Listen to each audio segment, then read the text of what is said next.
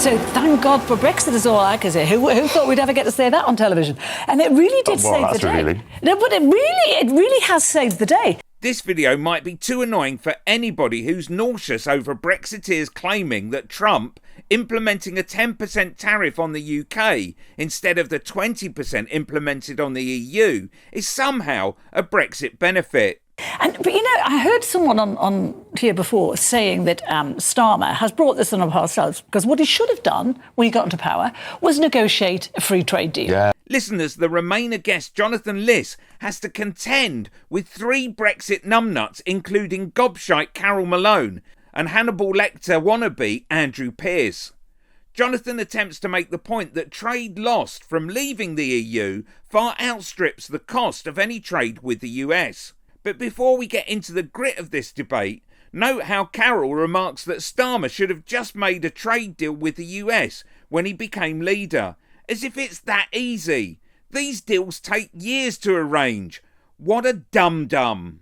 And then we wouldn't have been hit by any Everyone's been hit by them. Can we finish? Let Carole finish. Yes, the point. exactly, you know. Thank you. But actually, we've come out of it quite well, I think. We have. 10% is OK. And what Starmer's got to be really careful now about is no knee-jerk reaction, no hand-holding with the EU, having a go. He's got to just negotiate this very well, because we could do very well out of this. The ONS said that if we challenge this, if we try to retaliate, it will knock 0.6% off GP. If we don't retaliate, it'll be just the hit will be 0.4, which is actually really good news. And I just think this is a huge advantage for us. I'm not sure Starmer or Rees have got the nous or the wit to deal with this the way they should, but it is a huge advantage for us. Yeah. And we could negotiate a trade deal right now with Trump.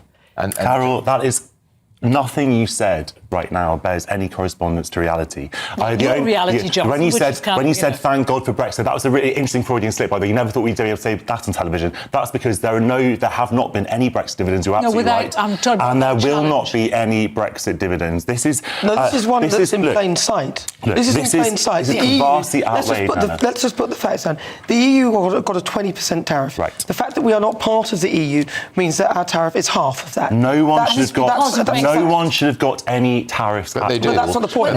Even with that bet borne in mind, it's still vastly outweighed by the loss that we've had by sort of severing major links in the market with our biggest trade partner. Rather than 20% is because we are not in the EU. It's because we don't sell that much to the United States, and this is the root of it. This is the root of it. You're not getting away with that. You're not getting away with that. We exported last year 187 billion quid's worth of goods. They exported to us 115 billion quid. That's 300 billion quid's worth of trade. How on earth can you say we don't do much trade? Obviously we trade a lot with them, but these tariffs are being calculated based on surpluses. So the United States, and you look at the graph that they published last night.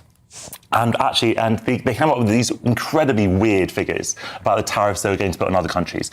And someone realised that the way they worked that out was by some completely inane and useless mathematical formula where they'd taken that country. This is just boring. It's not boring at all. It shows his mathematics. Now for the most incredible moment as Carole Malone calls Jonathan's explanation boring before he can even finish his point. As if economics should be fun and frivolous.